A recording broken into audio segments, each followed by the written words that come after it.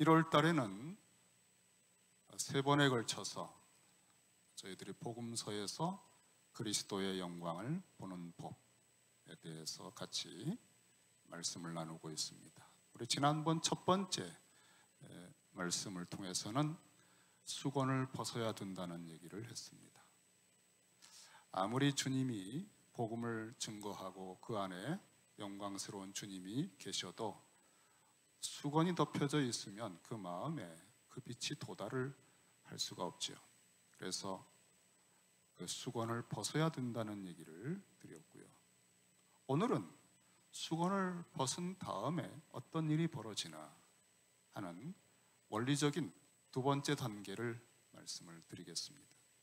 그리고 다음 세 번째는 그 수건을 벗고 이 원리를 터득하여 적용하는 복음서 읽기에서 어떤 현상들이 생기는지 조금 더 구체적인 단계로 말씀을 나누고 2월 1일부터는 복음서를 읽기를 시작을 하려고 합니다. 21일 동안 작정 기도가 무슨 특별한 제목을 가지고 기도하는 건 아니지만 여러분 마음에 계속 준비하시고 올해는 복음서 속에서 주님을 특별히 만날 수 있게 해달라고 소원하면서 여러분 기도하는 시간들을 갖게 되시기를 바랍니다. 자, 수건을 우리가 가지고 덮여 있는 수건이 있다고 그랬죠. 그래서 오늘 본문에 지난번에도 말씀드렸지만 고린도후서 3장 14절에 보면 오늘까지도 구약을 읽을 때에 그 수건이 벗어지지 아니하고 있었다 그랬어요. 여기 구약을 읽을 때에 또 15절에 보면 오늘까지 모세의 글을 읽을 때에 여기 읽는다고 하는 것은 공식적인 낭독입니다. 이것은 매주 회당에서 회당 예배를 통해서 모세의 글을 읽습니다. 또 선지서를 읽습니다. 그때 바로 그 모세의 글을 읽는다는 내용입니다. 모든 사람들이 이 성경을 가지고 있지 못하기 때문에 이렇게 공식적인 낭독이 굉장히 중요했습니다. 우리는 지금 성경을 직접 개인적으로 가지고 읽을 수 있죠. 그럼에도 불구하고 그 수건이 마음에 덮여 있으면 율법주의, 어떤 고정관념, 편견 이런 것들이 마음에 덮여 있으면 아무리 읽고 아무리 들어도 그 속에서 번뜩이는 그리스도의 영광을 볼 수 없다는 거죠.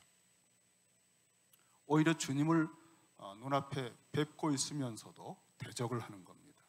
왜냐하면 그 율법에서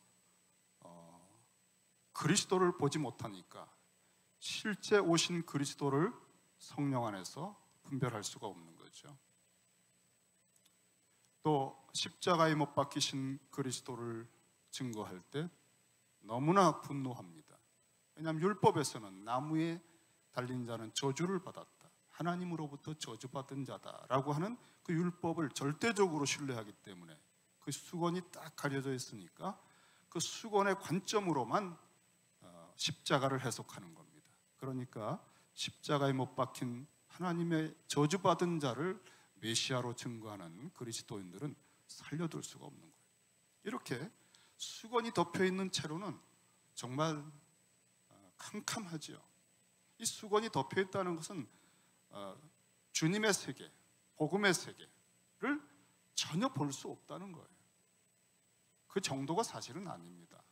이 수건은 사실은 율법주의의 해석의 렌즈입니다. 그러니까 매주마다 율법을 듣고 읽어도 거기서 그리스도와는 다른 자기 중심적인 것만 보는 거예요. 수건은 또 하나의 렌즈인데 자기가 보고 싶은 것만 보게 하는 아주 편견이 가득한 해석의 렌즈죠. 그러니까 차라리 눈 멀었으면 하는 정도입니다.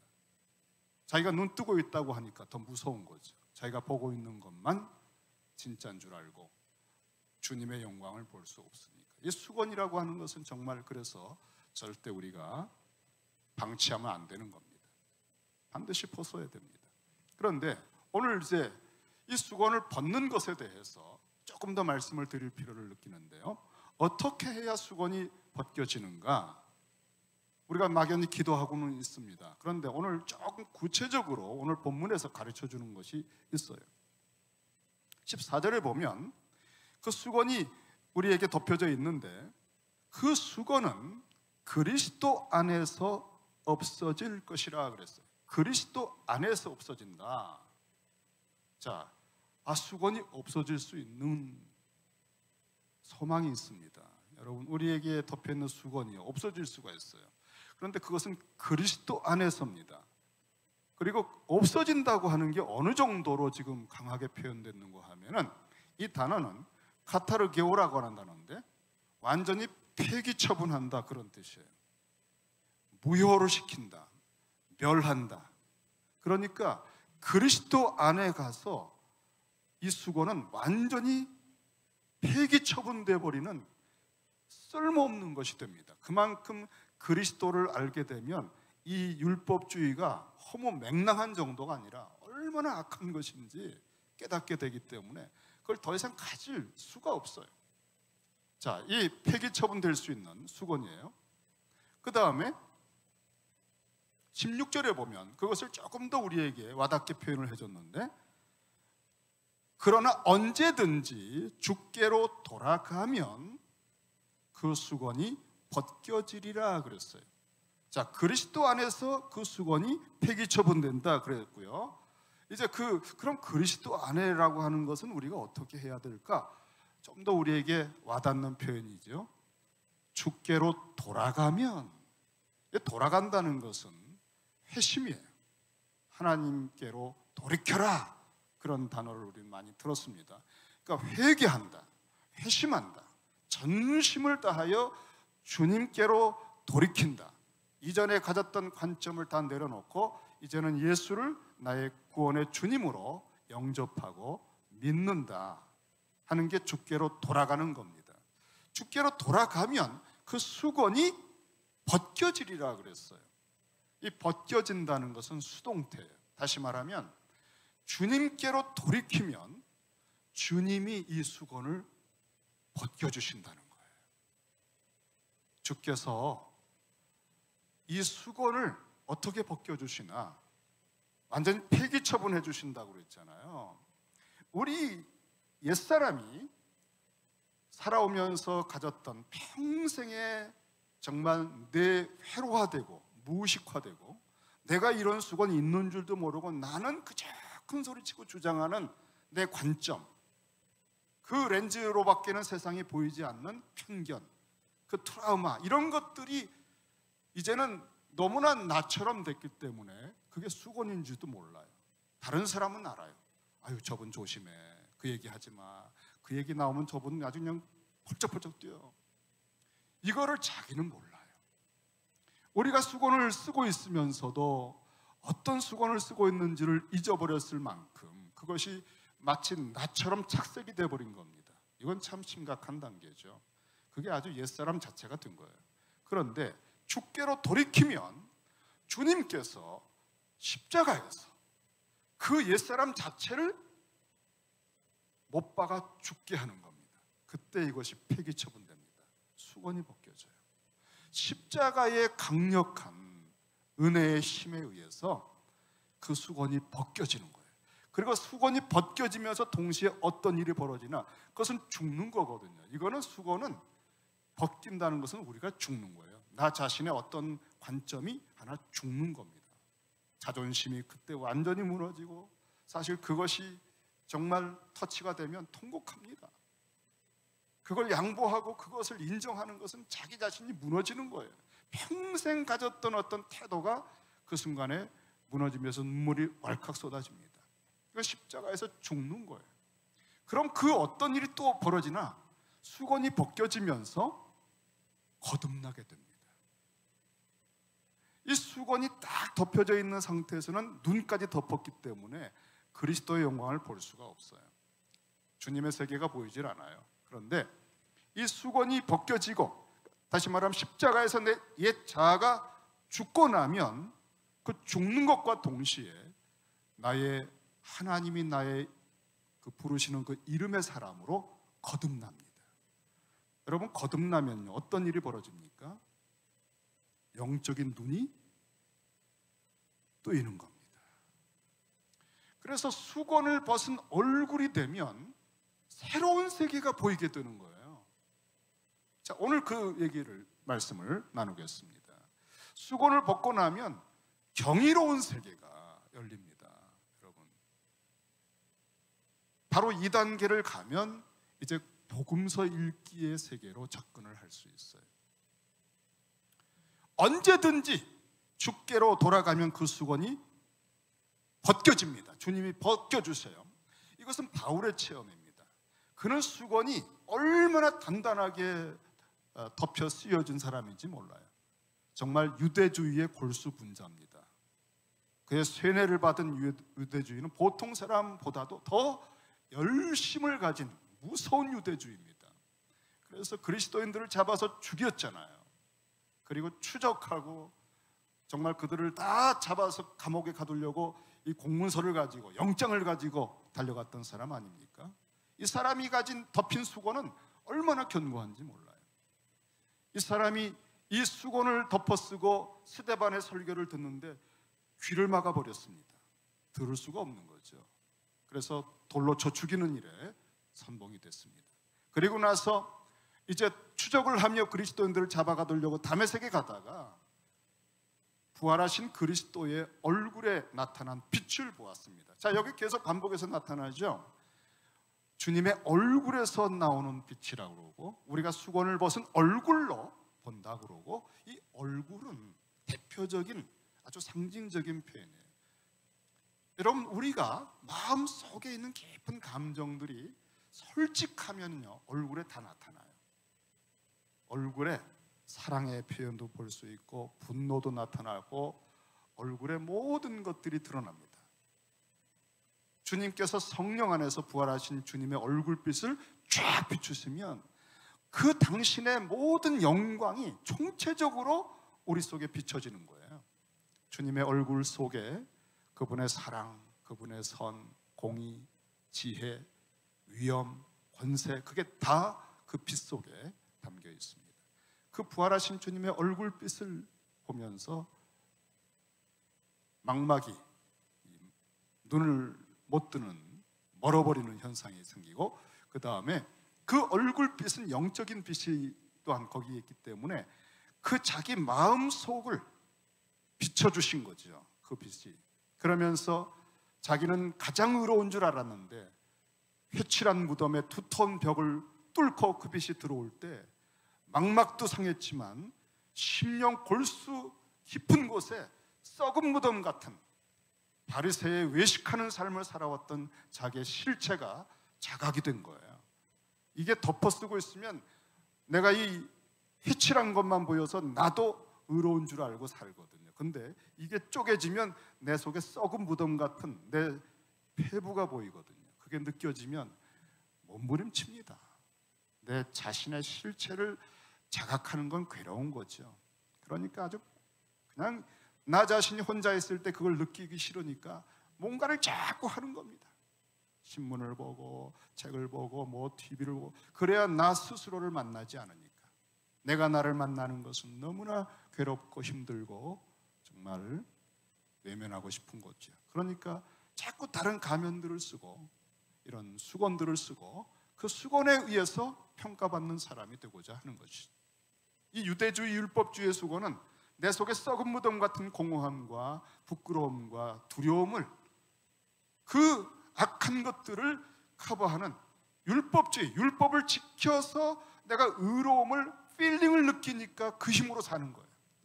그리고 그 힘으로 다른 사람을 판단하면서 나는 우쭐거리는 그 느낌으로 사는 거예요. 아주 불안한 삶입니다. 율법주의는 아주 불안해요. 그러다가 뭔가를 실수하고 못 지키면 절망의 나락이 막 다가오니까 이 업앤다운이 심해서 율법을 지키려고 하는 강박증에 굴레 속에 자유가 없는 거죠. 안식이 없어요. 그러니까 늘 어떤 긴장을 가지고 다른 사람에 대한 평가를 하면서 살아가는 아주 곤고한 삶이에요. 영원한 반석이 없어요. 다 이루었다 하신 주님의 음성에 메아리가 없기 때문에 끝까지 가봐야 되기 때문에 끊임없이 자신을 재촉하고 불안해 삶을 살 수밖에 없습니다. 우리 주님께서 십자가에서 다 치루었다라고 하는 그 음성이 나의 마지막 심판대 앞에서까지 쟁쟁하게 울려 퍼진다는 사실을 내가 믿음으로 받아들이지 않으면 내 속에는 마지막에는 어떻게 될지 몰라라고 하는 이 음성이 끊임없이 나를 흔들고 불안하게 하기 때문에 이 강박증에서 벗어날 수가 없는 거예요. 어떻게 하겠습니까? 바울이 그런 사람이었습니다. 그런데 주님의 그 십자가에서 죽으신 이후에 부활하신 주님을 만나서 그 주님의 음성을 듣는데 정죄하는 음성이 아니에요. 사울아 사울아, 너무나 깊은 사랑이 있고, 왜냐하면 주님을 십자가에서 죽인 체험을 스데반을 죽이면서 했거든요. 근데 스데반이 주님 십자가에서 저들을 용서하소서 하는 똑같은 기도를 해요, 주님처럼. 그러니까 스데반을 죽이면서 십자가에 주님을 죽이는 체험을 했고, 그런 자기를 부활하신 주님이 너무나 따뜻하게 불러주신 거예요. 사울아 사울아, 왜 내가 나를 핍박하느냐? 그게 너한테 고생이 되지 않니? 이런 주님과의 만남을 통해서 그는 복음의 세계를 보게 된 겁니다. 처음엔 눈이 멀었지만 사흘 낮밤을 깊이 묵상하고 그 해처럼 해보다 밝은 빛을 계속 바라보면서 주님의 말씀, 그리스도가 이분이었구나 하는 것을 깨닫게 되니까 구약 성경 전체가 완전히 뒤집혀 버렸어요. 이미 수건이 벗겨지니까 성경이 보이기 시작한 거예요. 구약에서 그리스도가 이런 분이었다는 사실이, 나무에 달린 자는 저주를 받았다고 하는 말씀이 완전히 새롭게 해석이 되는 거예요.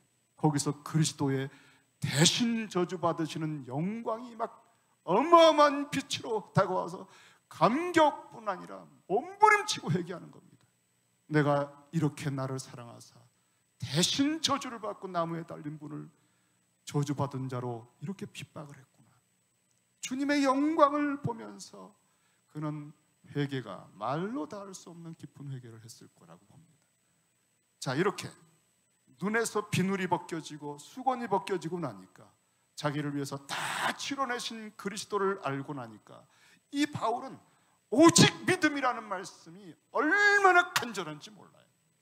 우리가 오직 믿음이라고 하는 걸 가볍게 취급해서 문제가 생기지, 바울이 그 말씀의 의미를 깨달았을 때는 얼마나 깊은 차원에서 오직 은혜, 오직 믿음이라고 말했는지를 여러분 측량을 하셔야 돼요.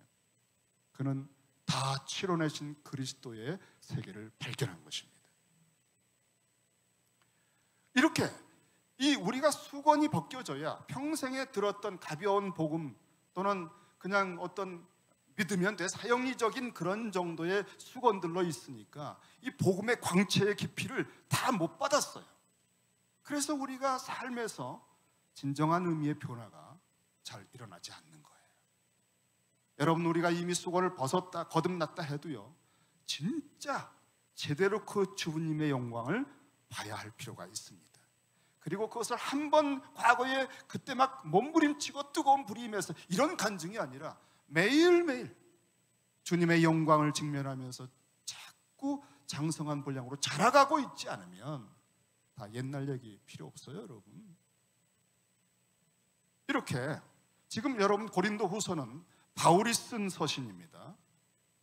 그리고 바울은 이 서신을 썼을 때 복음서가 아직 써지지 않았던 때입니다. 그래서 그리스도의 영광을 본다는 것이 복음서를 통해서가 아니에요. 하지만 우리는 복음서가 있거든요. 그러니까 복음서를 통해서 정말 놀라우신 주님의 세계를 볼 수 있는 건 우리가 가진 특별한 은혜입니다. 우린 담에색 체험을 할 수도 없고 정말 바울처럼 그런 체험을 할 수 없을지라도 주님의 생애가 눈앞에 펼쳐지고 있거든요. 자, 이렇게 언제든지 주께로 돌아가면 그 수건이 벗겨진다, 주님이 벗어주신다 하면서 어떻게 이런 일이 벌어지나, 이것은 영적인 사건입니다. 그 다음에 보니까 그 다음 절에 주는 영이시니, 주님이 부활하신 다음에 고린도전서 15장 45절에 보면 주님의 모습이 단순히 이제는 어떤 그 부활하신 그런 형태만이 아니에요. 기록된 바 첫사람 아담은 생명, 살아있는 영이 되었다 함과 같이 마지막 아담, 부활하신 주님은 살려주는 영이 되었다 그랬어요. 주님은 내가 너희와 함께하리라. 어떻게 해요? 임마누엘을 어떻게? 부활하신 영으로입니다. 이제 주님은 영으로 우리와 함께 하십니다. 이곳에 주님 계십니다. 여러분 안에 주님이 계셔요. 주는 영이시니, 그래서 우리가 주께로 돌이킬 때 그 주님 자신이 우리를 받아주시고 우리 속에 역사하시는 거예요. 주의 영이 계신 곳에는 자유가 있느니라. 우리가 주께로 돌이킨다 하면서 주는 영이라고 했으니까 이것은 주님의 영의 임재 속에 들어간다는 말입니다. 그러면 주님께로 가면 수건이 벗겨지고 수건을 벗어주신다 했으니 주님의 영이 있는 곳에 있는 우리에게는 수건이 벗겨지고 자유가 있게 된다는 거예요. 유대주의, 율법주의에 얽매여 있고 강박증으로 내가 이제 살아왔던 삶의 모든 근원이 바뀌고 다 치루신 주님의 복음의 광채를 받으면서 완전히 새 사람으로 거듭나서 거듭났을 때 하나님의 형상이 회복이 돼요. 그러면서 이미 하나님 나라의 자녀가 된 거예요. 한 번 자녀가 된 사람을 아버지는 버리질 않습니다. 내가 반드시 마지막 날에 살리리라. 주님이 책임을 지는 거예요. 왜냐하면 십자가에서 그 대가를 다 치렀기 때문에. 바로 이것이 자유입니다, 여러분. 복음의 광채를 제대로 보면 우리 속의 자유를 누구도 빼앗을 수가 없어요. 주님의 영이 계신 곳에는 자유가 있다. 주님의 부활하신 임재가 이제는 아들의 영으로,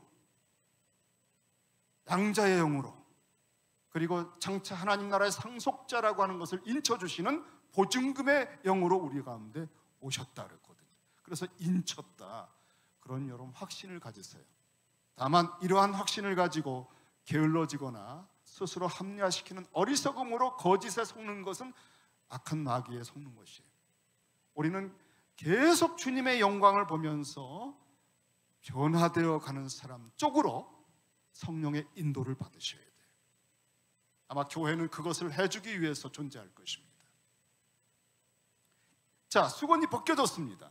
주님께서 수건을 벗어주셨어요. 그럼 어떤 일이 벌어졌냐? 오늘 전반부를 반복하느냐고 시간이 많이 갔지만 이제 중요한 말씀, 아주 핵심적인 말씀이죠.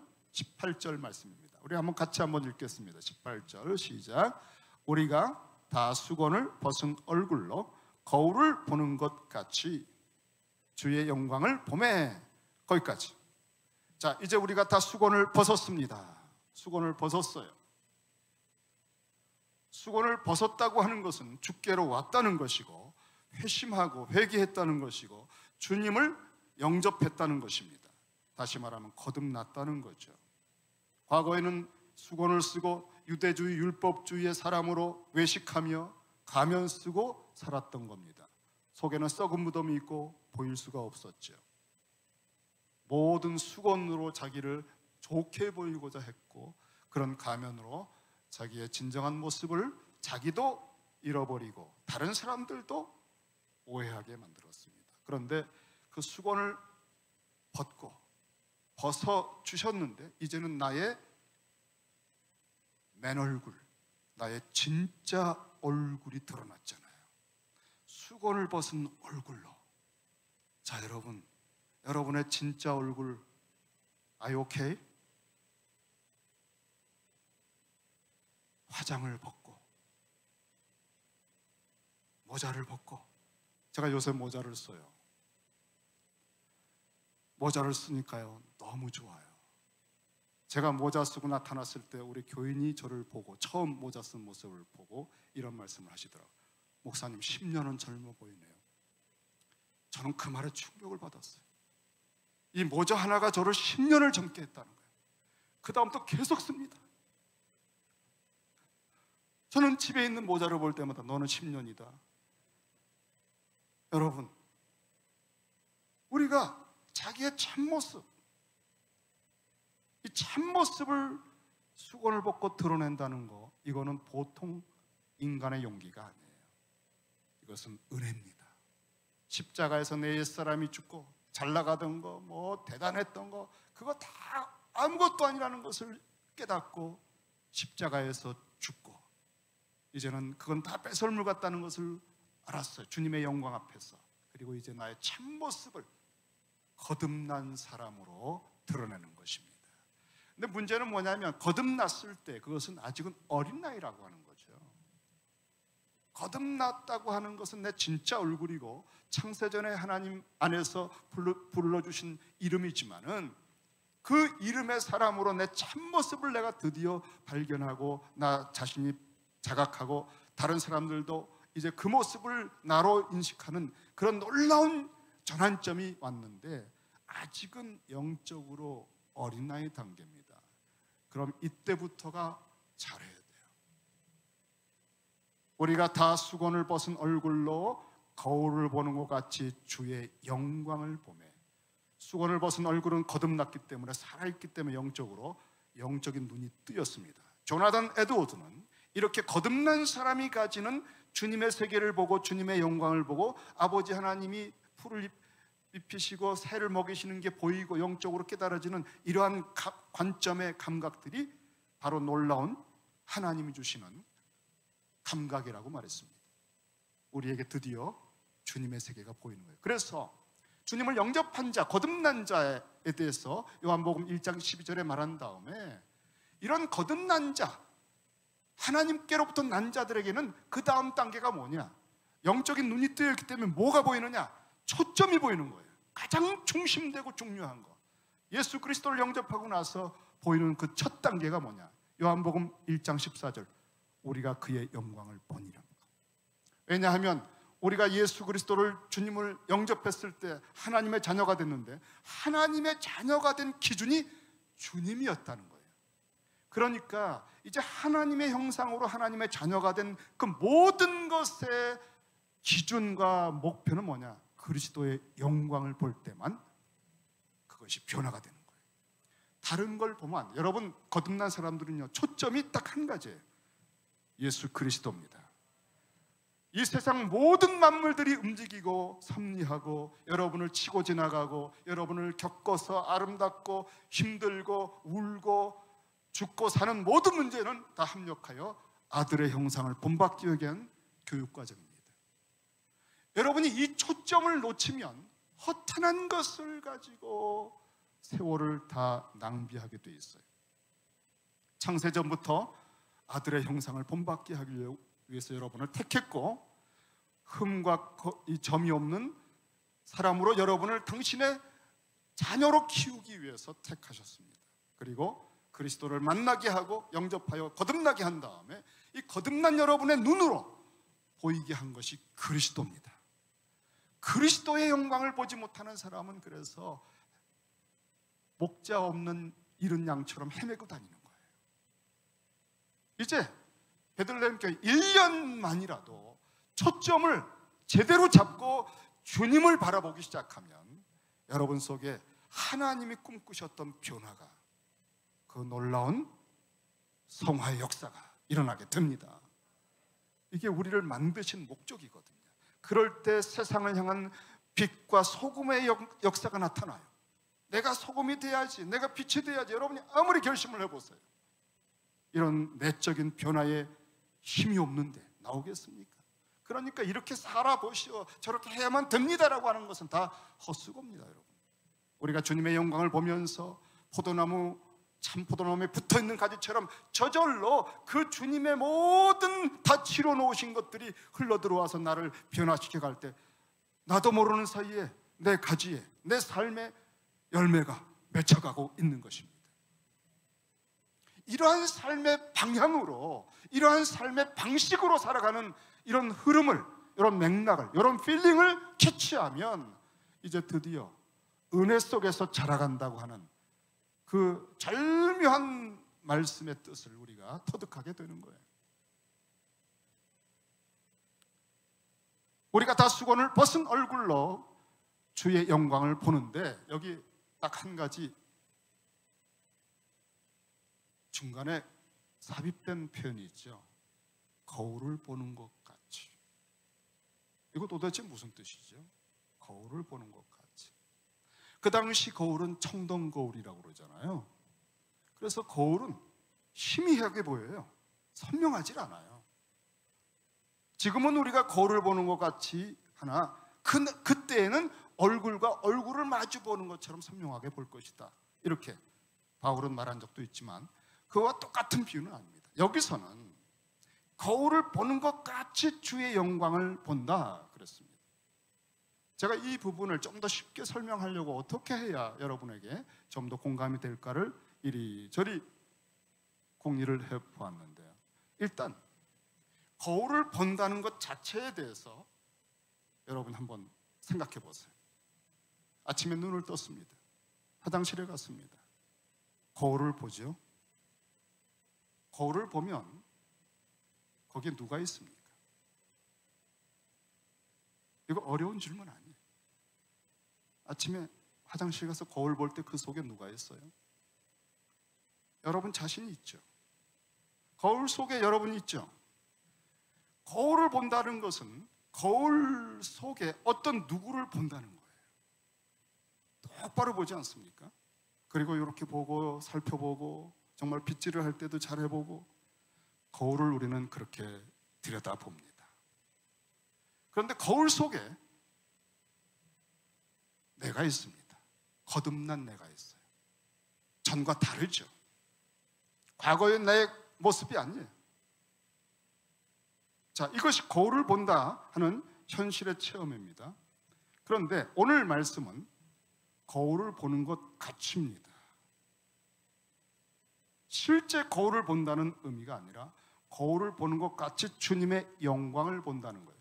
그런데 주님의 영광은 어디에서 볼 수 있느냐라고 할 때 바울이 말하는 의미에서 주님의 영광을 볼 수 있는 곳은 고린도 후서 4장 3절에 보면 만일 우리의 복음이 가리웠으면 망하는 자들에게 가리웠다. 자, 복음이라는 말이 나왔습니다. 그 다음에 4절에 보면 이 세상 신이 거짓의 아비 마귀가 믿지 않는 사람들의 마음을 혼미하게 하여 수건을 덮은 겁니다. 수건을 덮어 씌웠어요. 그래서 그리스도의 영광의 무엇을 볼 수 없게 하느냐? 복음의 광채가 비치지 못하게 했다 그랬어요. 그러면서 주님의 얼굴에 있는 그 광채는 뭐냐? 그리스도는 하나님의 형상이다. 그리고 이 하나님의 형상이신 그리스도를 이제 5절에서 또 이렇게 표현했어요. 우리가 전파하는 것은 이 복음을 전파하는데 우리를 전파하는 것이 아니라 그 복음 안에서 누구냐? 오직 그리스도 예수의 주 되신 것을 위해서 그것을 증거한다고 그랬습니다. 그리고 6절에 보면은 태초에 캄캄한 어둠, 혼돈과 공허와 흑암 가운데 빛이 있으라 하시던 그 하나님의 그 성품과 그 모든 의지가 이제는 캄캄한 썩은 무덤처럼 돼버리고 이 수건을 덮어 써서 그냥 빛 하나 들어올 수 없는 캄캄한 흑암처럼 돼버린 우리 마음 심령 속에 빛이라 하시던 그 하나님의 그 선하신 성품이, 그 사랑, 이처럼 사랑하시는 성품이 이제 또 다른 빛을 재창조로 비춰주시는데 무엇을 통해 비춰주시는가? 예수 그리스도의 얼굴에 있는 하나님의 영광을 아는 빛을 우리 마음에 쫙 비춰주신다는 거예요. 그때 구원을 받고 거듭나게 돼요. 수건이 벗겨지면서 이 빛이 얼마나 강력한지 몰라요. 이 빛을 다메섹에서 받으면서 바울은 자기 체험을 쓴 겁니다. 다메섹 체험을. 수건이 순식간에 벗겨지고 녹아지고 폐기 처분되고 자기 심령 골수의 그 어둠 속으로 그리스도의 영광의 얼굴의 광채가, 근데 그것은 하나님의 형상이거든요. 하나님의 형상의 그 의로운 광채가 쏟아져 들어온 것입니다. 그 순간에 막 경악을 한 겁니다. 자기의 실체가 폭로가 될 뿐 아니라 거기서 막 몸부림을 치고 회개하게 되고, 내가 이런 죄인이고 악한 자였구나, 그걸 몰랐었거든요. 의로운 줄 알았었거든요. 근데 수건이 벗겨지고 나니까 실체가 폭로가 된 거예요. 그 빛 앞에. 그리고 그 빛에 의해서 내적인 거듭남이 일어나면서 변화가 일어난 거예요. 바로 그 체험을 고린도후서 3장 18절에서 묘사한 것입니다. 첫 번째 주님의 영광을 보았다. 거울을 보는 것 같이. 그러니까 이 거울은 뭐냐면 복음입니다, 여러분. 복음. 처음에는 직접 주님을 뵀지만 이 주님에 관하여 복음을, 십자가와 그 부활의 의미를 선포했더니 사람들이 똑같은 현상이 벌어지는 거예요. 복음 속에서 그리스도의 영광을 체험하고 거듭나고 사람들이 변화가 되는 걸 알았어요. 그래서 이 복음에는 그리스도의 영광이 빛나고 있는 것을 말씀으로 표현한 것입니다. 자, 그러니까 거울을 보는 것 같이 주님의 영광을 본다는 것은 복음을 듣고 읽고 하는 모든 과정을 의미하는 거지. 자, 거울을 볼 때 여러분, 조금 더 이 주의를 좀 기울이고 머리를 조금 써보세요. 여러분 표정을 보니까 무슨 말 하는 건가? 헷갈린다. 그러는 분들이 있는 것 같아요. 자, 조금 더. 처음에 우리가 진짜 거울을 봤습니다. 거기 내 얼굴이 있습니다. 거듭난 내가 있죠. 감사하죠. 그런데 이제 거울 노릇을 하는, 우리가 들여다보고 있는, 진짜 들여다봐야 하는, 정말 그 어떤 세상의 것보다 우리의 생존 사활을 걸고 집중해서 읽고 듣고 보아야 하는 거울같이 내가 들여다봐야 하는 거울 같은 존재가 뭘까? 그게 복음이라는 거예요. 그러면 복음 속에, 거울 속에 보니까 거기 어떤 형상이 있는데 그 속에는 내가 아니라 그리스도가 계시다는 거예요. 자, 여러분, 거울을 보는 것 같이, 그 누구를 보는 겁니다. 거울을 볼 때 똑바로 보잖아요. 정말 집중해서 보잖아요. 그것처럼 복음이라고 하는 거울을 앞에 놓고 보면, 그 속을 들여다보면 놀라운 분이 계시다는 거예요.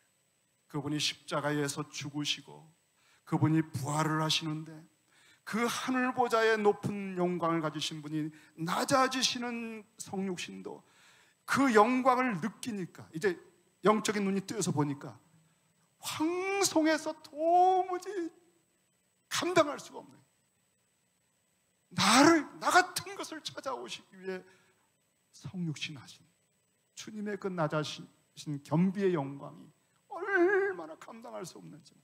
근데 이분이 나중에 십자가까지 나의 죄를 지고 십자가에 못이 박히고 죽으신 그 복음 속에 나타난 그리스도의 영광 앞에 통곡을 할 수밖에 없는 거예요.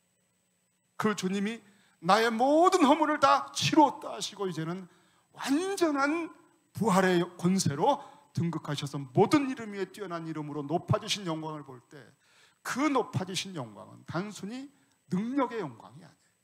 그 겸비로부터 온 그 모든 총체적인 영광의 복음의 빛이 들어오니까 내 인생에서 오만했고 우쭐거렸고 정말 이렇게 살아왔던 삶이 얼마나 추하고 허접하고 더러운지, 그런 것에 대한 애통함이 생기고 정말 산상수훈의 애통한 마음이 일어나면서 회개하게, 또 회개하게 되고, 이 주님의 형상으로 거듭난 내가, 이 어린 나이가 이제 어떻게 할꼬 하는 간절한 열망이 일어나게 되는 거예요. 우리가 복음에서 그리스도의 영광을 보지 못하는 사람들은 그냥 성경 읽기 하는 거예요. 그냥 성경 공부하는 겁니다. 예수님에 관하여 많은 지식을 가진 것뿐입니다. 그런데 영광을 보는 사람은 무릎을 꿇습니다. 그리고 눈물이 납니다. 그리고 경배가 터져 나옵니다. 변화가, 성화가 일어나는 거예요. 그러니까 거울을 보는 것 같이, 거울 속에 어떤 인물을 보는데 나를 보는 것이 아니라 거울을 보는 것 같이 복음이라고 하는 것을 통해서 그리스도의 영광을 보는 것이기 때문에 거울을 보는 것 같이 주의 영광을 보매 복음을 통해 본다는 거예요. 다메섹의 체험이 그의 복음 체험이었어요. 스데반을 죽이고 십자가의 체험, 부활의 체험, 이 모든 것이 스토리가 되어서 그에게 복음의 세계가 깨달아졌는데, 이제 복음을 이방 전체에게 전하는 바울에게 주신 복음의 세계를 들을 때 바로 주님의 영광이 드러나서 사람들이 변화가 된 겁니다. 근데 그것은 성령이 역사하기 때문에 그렇다. 자, 여기까지 왔으면 이제 한 단계를 조금 더 가겠습니다. 처음에 진짜 거울을 볼 때는 내가 보였습니다. 거듭난 내가 보였죠. 아직은 어린 나이입니다. 참 부족해요. 내가 나를 봐도 어느 때는 한숨이 나와요. 예수를 믿는다 그러면서 그렇게밖에 못 사는가? 참 어떻게 내가 앞으로 해야 될까? 스스로 안타까움도 있습니다. 그런데 복음이라는 거울을 보면 그리스도가 보이십니다. 그 그리스도에 대해서 오늘 바울이 뭐라고 그랬죠? 그리스도는 하나님의 형상이라고 그랬어요. 자, 여러분, 거듭난 나는 잃어버린 하나님의 형상을 회복했습니다. 어린 나이 단계이지만 하나님의 형상이, 순수한 형상이 회복이 된 게 거듭난 거예요. 우리 속에는 하나님이 본래 만드신 사람의 그 형상이 거듭나면서 회복이 됐어요. 하나님의 자녀로 되면서.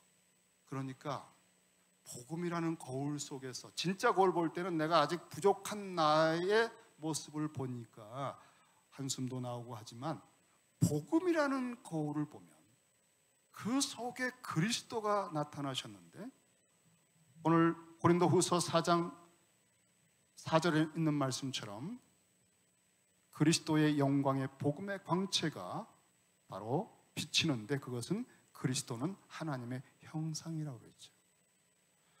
하나님의 형상으로 우리를 만드셨어요. 근데 그 하나님은 너무나 존귀하고 영광스러운 분이에요. 그 하나님을 직접 볼 수는 없어요. 모세도 주님의 얼굴 보게 해달라고 했는데 넌 보면 죽는다. 그래서 지나가시면서 그를 바위 틈에 숨기셨습니다. 등을 보게 해주셨습니다. 그런데 이 하나님의 얼굴을, 아버지의 얼굴을 영원전부터 보시며 교제하시는 우리 주님이 성육신을 하셔서 나를 본 자는 아버지를 보았다 하시며, 하나님 아버지의 이름을, 영광을 당신의 삶을 통해, 당신의 생애를 통해 비춰주기 시작하신 거예요. 그러니까 주님은 우리가 그의 영광을 보니 아버지의 독생자의 영광이요, 은혜와 진리가 충만한 영광 그 자체입니다. 거듭난 사람에게 드디어 그 세계가 주님이 보이는 거예요, 영광이.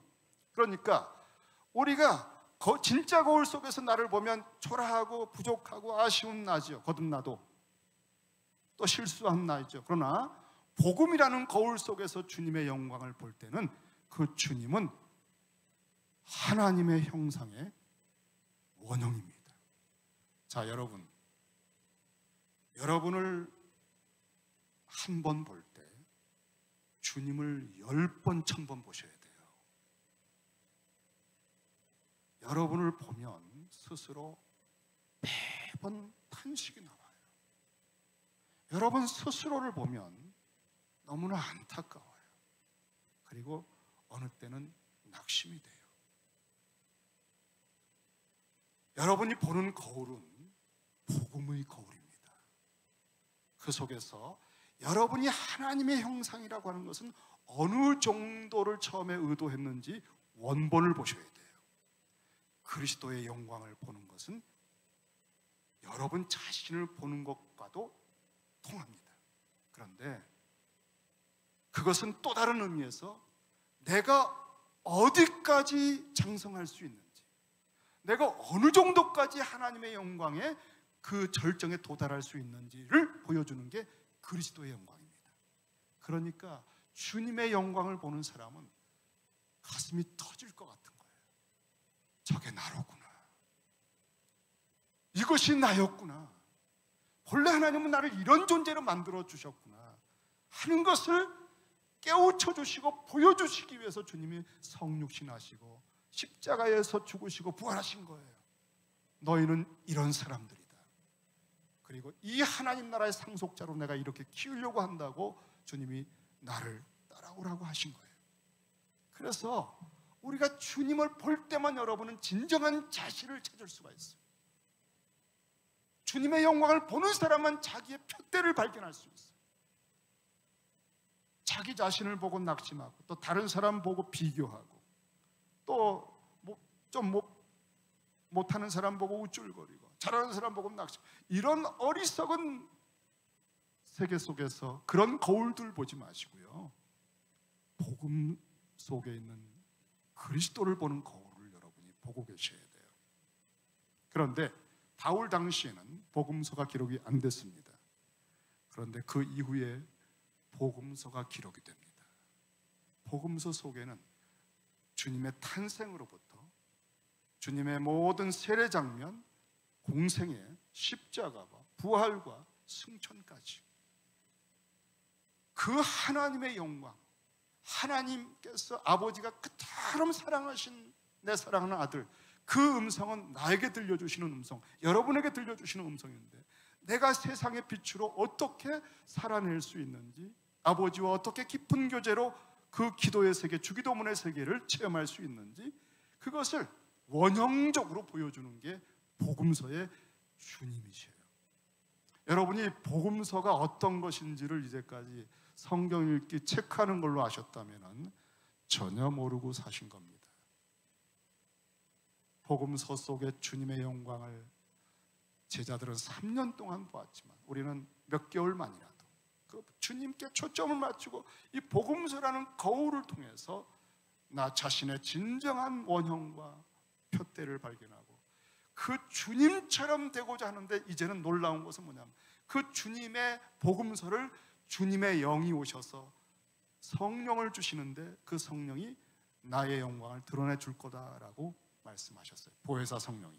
그 다음에 그 성령이 내 안에 들어오셔서 아들의 영으로 아빠 아버지라 부르짖게 하시며 당신이 복음서에서 사시던 그 삶을 재현시켜 주시는 거예요. 기가 막힌 정도가 아니에요.